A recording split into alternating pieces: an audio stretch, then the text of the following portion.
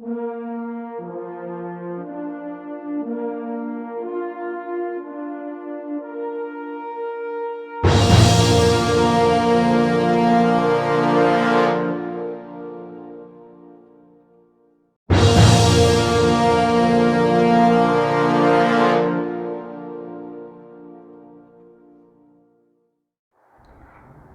શ્રી કૃષ્ણ વિદ્યાર્થી મિત્રો, આજે આપણે આલ્કિનની બનાવટ ભાગ 6ની અંદર હાઇડ્રોબોરેશન ઓફ આલ્કિન, પીડિયોમેટ્રી ઓફ સિસ આલ્કિન એટલે સિસ આલ્કિન કઈ રીતે બને છે એની પ્રક્રિયાનો અભ્યાસ કરીશું. વિદ્યાર્થી મિત્રો, સૌથી પહેલાં હાઇડ્રોબોરેશન, બરાબર છે.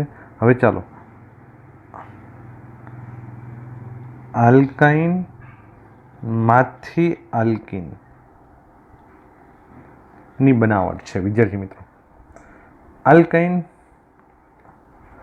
ના પ્રકાર આપણે કહીએ તો પહેલું તો ઇથાઇન, એસિટિલિન,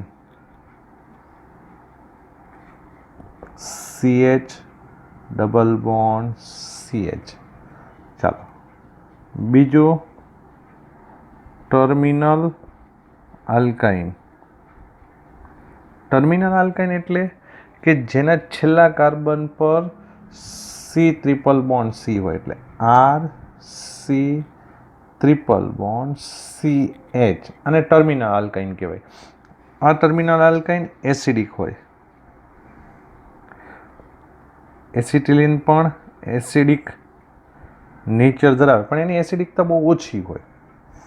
જ્યારે નોન ટર્મિનલ આલ્કાઇન, ચાલો વિદ્યાર્થી મિત્રો, આ પેલા બેઝિક કન્સેપ્ટ આપણા ક્લિયર હોય તો આપણે બનતી નિપજોને સમજી શકીએ. આ જે છે એ તટસ્થ હોય. નોન ટર્મિનલ આલ્કાઇન જેમાં C ટ્રિપલ બોન્ડ C વચ્ચે આવે છે, C ટ્રિપલ બોન્ડ C વચ્ચે આવે છે, નોન ટર્મિનલ આલ્કાઇન છે. કેવો છે? નોન ટર્મિનલ આલ્કાઇન છે. હવે ચાલો વિદ્યાર્થી મિત્રો, પહેલી પ્રક્રિયાથી શરૂઆત કરીએ, અને પહેલી પ્રક્રિયા આપણી છે ઇથાઇન નું હાઇડ્રોબોરેશન.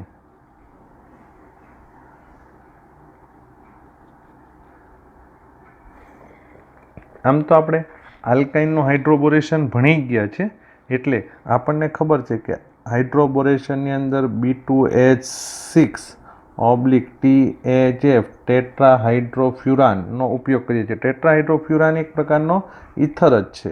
એક પ્રકારનો શું છે વિદ્યાર્થી મિત્રો? ઇથર જ છે, બરાબર છે. તો ટેટ્રાહાઇડ્રોફ્યુરાનનું પાછું બંધારણ યાદ આવી જાય એટલા માટે આપણે આવું બંધારણ હતું, ડબલ બોન્ડ O. અને જે ફ્યુરાન છે આ બંધારણ ફ્યુરાન છે. પછી અહીંયા ફ્યુરાનના એક દ્વિબંધ અને બીજા દ્વિબંધનું રિડક્શન થઈને ત્યાં હાઇડ્રોજન આવી જાય, એટલે 1 2 3 અને 4 જગ્યાએ હાઇડ્રોજન આવી જાય, એટલે એનું નામ થાય ટેટ્રાહાઇડ્રોફ્યુરાન. એટલે આ બંધારણ થશે ટેટ્રાહાઇડ્રોફ્યુરાનનું. ટેટ્રાહાઇડ્રોફ્યુરાન એટલે ફ્યુરાનના 4 હાઇડ્રોજન, એટલે દ્વિબંધ તૂટી જાય છે અને એની જગ્યાએ હાઇડ્રોજન આવે છે. હવે ટેટ્રાહાઇડ્રોફ્યુરાન શું કરશે? તો એ પોતે, હવે જો અહીંયા ધ્યાન આપજો, બેઝિક કન્સેપ્ટથી જ શરૂ કરીએ છીએ, એટલે O BH3 B2H6 માંથી BH3. હવે આ શું છે? Louis acid. એને અષ્ટક પૂર્ણ કરવા માટે ઇલેક્ટ્રોન યુગ્મ ઘટે છે, અને ઓક્સિજન શું કરશે? લુઈસ બેઝ બને. એટલે આ પોતાનો એક ઇલેક્ટ્રોન યુગ્મનું દાન કરે, એટલે અહીંયા પ્લસ ચાર્જ હોય અને અહીંયા માઇનસ ચાર્જ ક્રિએટ થયો હોય. વિદ્યાર્થી મિત્રો, આ પ્રકારની એક રચના હોય. હવે ચાલો પ્રક્રિયા સમજીએ. સૌથી પહેલાં acetylene, CH triple bond CH plus BH3. આપણે જ્યારે આગળ ક્રિયાવિધિ સમજાવી હતી એની અંદર દર્શાવ્યું હતું એ જ વસ્તુ અહીંયા દર્શાવીએ છીએ. એટલે અહીંયા પહેલું શું થશે? મધ્યવર્તી સ્થિતિ બનશે. મધ્યવર્તી જ્યારે સ્થિતિ આપણે દર્શાવીએ છીએ ત્યારે શું કરીએ છીએ? CH triple bond CH plus અહીંયા શું થશે? H BH2। હવે આની વચ્ચે શું થશે? આ જે દ્વિબંધ છે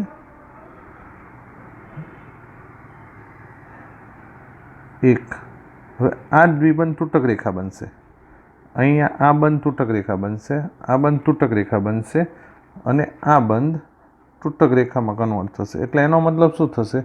આ હાઇડ્રોજન ઇલેક્ટ્રોન અહીંયા સ્થાનાંતરિત થશે, પછી આ ઇલેક્ટ્રોન આ બાજુ, આ ઇલેક્ટ્રોન આ બાજુ. એટલે પરિણામ સ્વરૂપ શું બનશે? CH2 double bond CH BH2. આવી પ્રક્રિયા પાછા બીજા બે અણુ એટલે 2CH ટ્રિપલ બોન્ડ CH સાથે પાછી રિપીટ થાય, ફરીથી થાય, પુનરાવર્તન થાય. એટલે પરિણામ સ્વરૂપ શું બનશે? CH2 ડબલ બોન્ડ CH 3 વખત બોરોન. બરાબર છે. આપણે ટ્રાય અલ્કિનાઇલ એટલે ટ્રાય ઇથિનાઇલ બોરેન તરીકે ઓળખીએ. હવે ટ્રાય ઇથિનાઇલ બોરેન આપણી નિપજ બની. એ કઈ નિપજ બની? વચ્ચેની, મધ્યવર્તી. હવે અહીંયાથી કયા પ્રક્રિયકનો આપણે ઉપયોગ કરીએ છીએ એના ઉપર નિપજનો આધાર છે. એટલે હવે વિદ્યાર્થી મિત્રો અહીંયાથી બે સ્ટેપ પાડીએ. પહેલું આપણે કીધું તેમ acetic acid CH3COOH H+ acidic માધ્યમ શું કરશે? જળ વિભાજન આપશે. એટલે અહીંયાથી દરેક વખતે આ બંધ તૂટી જાય, બંધ તૂટી જાય એટલે બનશે શું? CH2 double bond CH2 ethene બને અને સાથે સાથે બોરિક એસિડ H3BO3 બને, જેમ આપણે આલ્કેનમાં બનાવ્યું હતું એ પ્રમાણે. પણ અહીંયા પાછું આલ્કેન વખતે આપણે જોયું હતું H2O2 બેઝિક મીડિયમમાં પ્રક્રિયા થાય તો આ બંધ તૂટે તો શું બને? CH2 double bond CHOH plus H3BO3. આ જે બન્યું એ ઇનોલ સ્વરૂપ છે અને ઇનોલ સ્વરૂપ ચલ રૂપકતા દર્શાવે. શું દર્શાવે? ચલ રૂપકતા. એટલે ચલ રૂપકતા દર્શાવે એટલે ચલ રૂપકતામાં શું થશે? આ હાઇડ્રોજન છે એ હાઇડ્રોજન આ કાર્બન તરફ સ્થાનાંતરિત થશે ને આ દ્વિબંધ અહીંયા સ્થાનાંતરિત થશે. એટલે અંતિમ નિપજ બનશે CH3C ડબલ બોન્ડ OH. એટલે આપણે શું કહીશું? એસિટાલ્ડિહાઇડ. નિપજ બનશે એસિટાલ્ડિહાઇડ. એટલે વિદ્યાર્થી મિત્રો ફરીથી આપણે લીધું છે ઇથાઇન અને ઇથાઇનની હાઇડ્રોબોરેશન THF ટેટ્રાહાઇડ્રોફ્યુરાનની હાજરીમાં B2H સાથે પ્રક્રિયા થાય એટલે મધ્યવર્તી સ્થિતિમાં ટ્રાય ઇથિનાઇલ બોરેન બને. ટ્રાય ઇથિનાઇલ બોરેનની એસિડિક માધ્યમમાં પ્રક્રિયા કરો તો આપણને આલ્કિન એટલે કે ઇથિન મળે. પણ H2O2 હાઇડ્રોજન પેરોક્સાઇડ બેઝિક મીડિયમમાં પ્રક્રિયા કરો તો પહેલાં ઇનોલ બનશે અને ઇનોલની ચલ રૂપકતાથી આલ્ડિહાઇડ બને છે. એટલે વિદ્યાર્થી મિત્રો ક્રિયાવિધિમાં થોડીક સમજ પડી. હવે આપણે આ ક્રિયાવિધિને થોડીક વધારે આગળ લઈએ. એટલે જો પહેલાં તો વિદ્યાર્થી મિત્રો ફરીથી એકવાર આખી પ્રક્રિયાના બેઝિક કન્સેપ્ટમાં. હવે ક્રિયાવિધિની જગ્યાએ ડાયરેક્ટ સમીકરણ આપણને પરીક્ષામાં પૂછાય ત્યારે શું પૂછશે?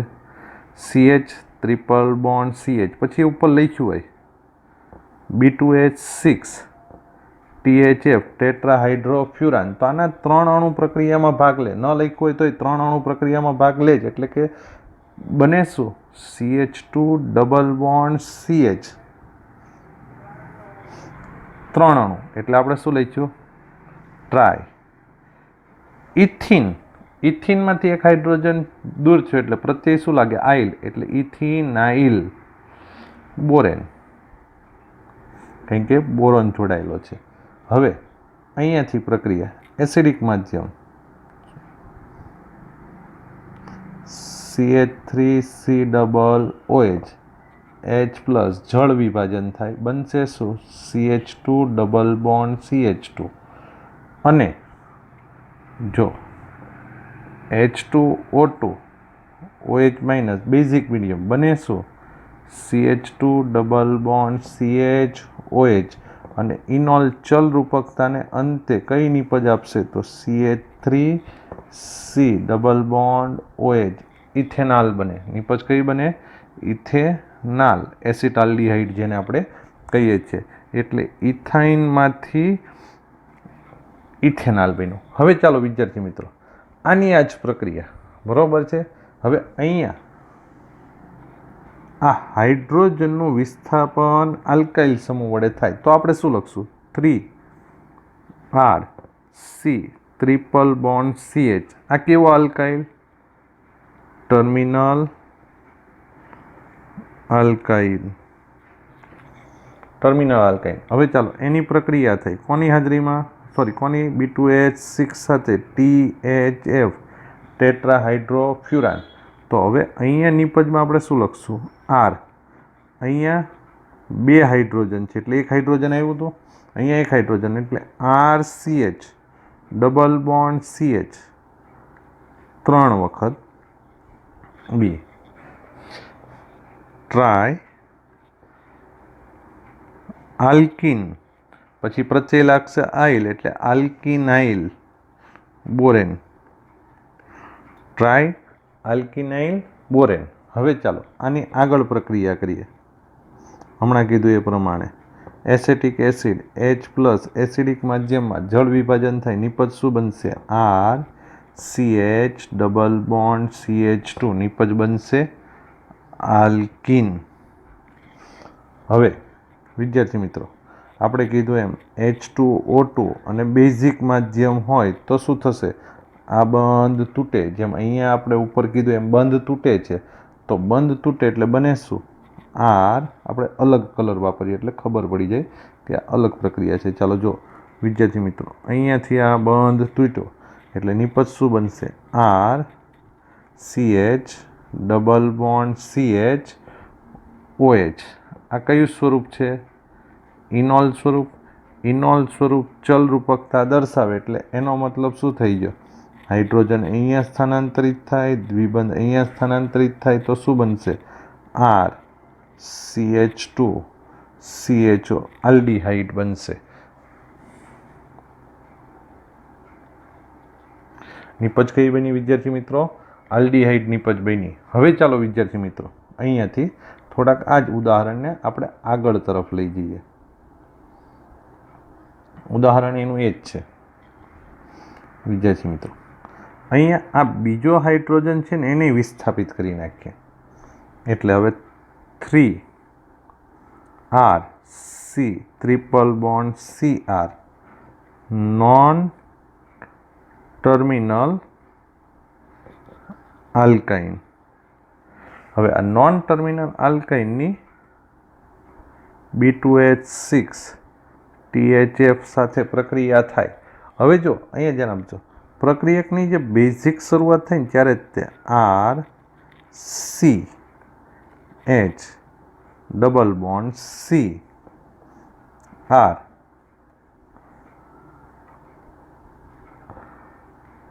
B જોઈન્ટ થાય એટલે સિસ ટ્રાય આલ્કિનાઇલ બોરેન પહેલેથી બની જાય. હવે આનું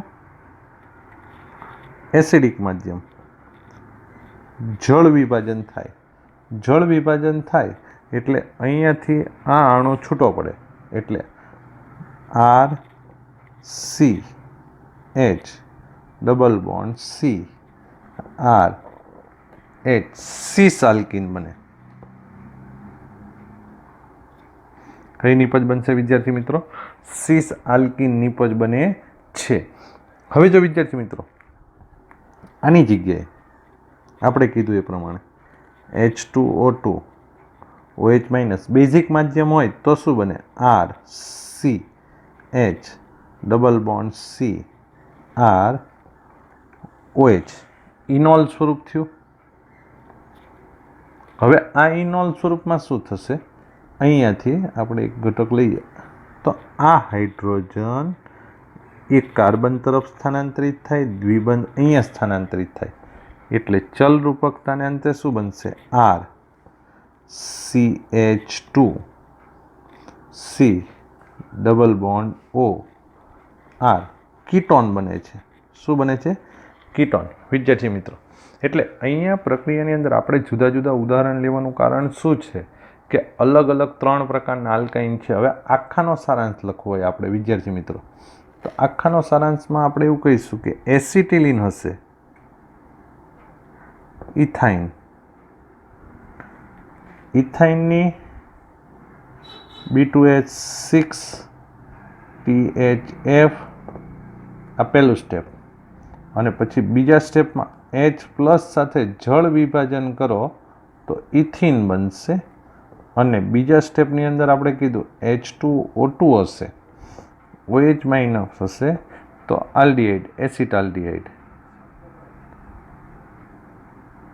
પછી ખાસ IMP હવે અહીંયાથી શરૂ થશે. Non terminal alkyne, non terminal alkyne એટલે RC ટ્રિપલ બોન્ડ CR, અને ટર્મિનલ આલ્કાઇન, ટર્મિનલ આલ્કાઇન એટલે RC ટ્રિપલ બોન્ડ CH. તો જો આની B2H6 સાથે પ્રક્રિયા થાય, B2H6 THF આ પહેલું સ્ટેપ, અને બીજું સ્ટેપ H+ એસિડિક માધ્યમ, તો આપણને આલ્કિન બનશે, જેમાં કોઈ સમઘટકતા સિસ ટ્રાન્સ જોવા મળશે નહીં, પણ સિસ આલ્કિન બનશે. નોન ટર્મિનલ આલ્કાઇન છે, નોન ટર્મિનલ આલ્કાઇન છે એટલે નિપજ શું આપશે? સિસ આલ્કિન જ આપે, નિપજ સિસ આલ્કિન બને. હવે ધારો કે B2H6/THF હોય અને H2O2/ OH- બેઝિક માધ્યમ હોય તો કીટોન નિપજ બનશે. કઈ નિપજ બનશે? કીટોન. સેમ વિદ્યાર્થી મિત્રો, B2H6/H+ હશે તો આલ્કિન બનશે. સિસ ટ્રાન્સનો કોઈ સવાલ આવતો નથી, કારણ કે ટર્મિનલ આલ્કાઇન છે, છેલ્લે હાઇડ્રોજન છે, એટલે સિસ ટ્રાન્સનું કોઈ મહત્વ રહેતું નથી. પરંતુ હંમેશા યાદ રાખવાનું વિદ્યાર્થી મિત્રો, B2H6 હંમેશા સિસ આલ્કિન જ નિપજ બને. ચાલો પછી એવી જ રીતે તમને એમ કીધું એ B2H6 અહીંયા THF, પછી બીજા સ્ટેપમાં H+ છે, B2H6 THF ટેટ્રાહાઇડ્રોફ્યુરાન H2O2/OH-. તો અહીંયા આપણને આલ્ડિહાઇડ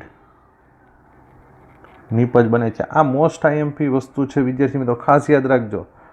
ટર્મિનલ આલ્કાઇન હાઇડ્રોબોરેશનના અંતે આલ્ડિહાઇડ અથવા આલ્કિન બનાવશે.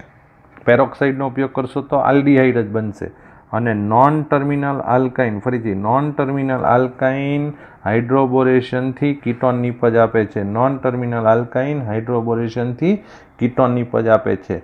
એસિટિલિન, એસિટાલ્ડિહાઇડ અને ઇથિન બનાવે. નોન ટર્મિનલ આલ્કાઇન હાઇડ્રોબોરેશનથી સિસ આલ્કિન બને. મતલબમાં હાઇડ્રોબોરેશનથી જો આલ્કાઇનમાંથી આલ્કિન બને એ હંમેશા સિસ સ્વરૂપે જ હોય. આલ્કાઇનમાંથી જે આલ્કિન બને એ હંમેશા કયા સ્વરૂપે હશે વિદ્યાર્થી મિત્રો? સિસ સ્વરૂપે જ હશે.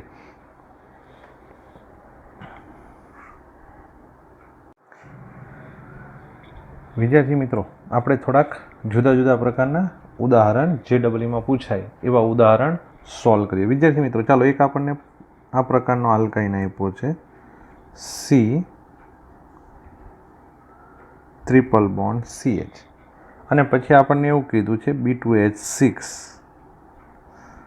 THF નિપજ A, અને પછી કીધું છે H2O2 OH- બેઝિક મીડિયમ.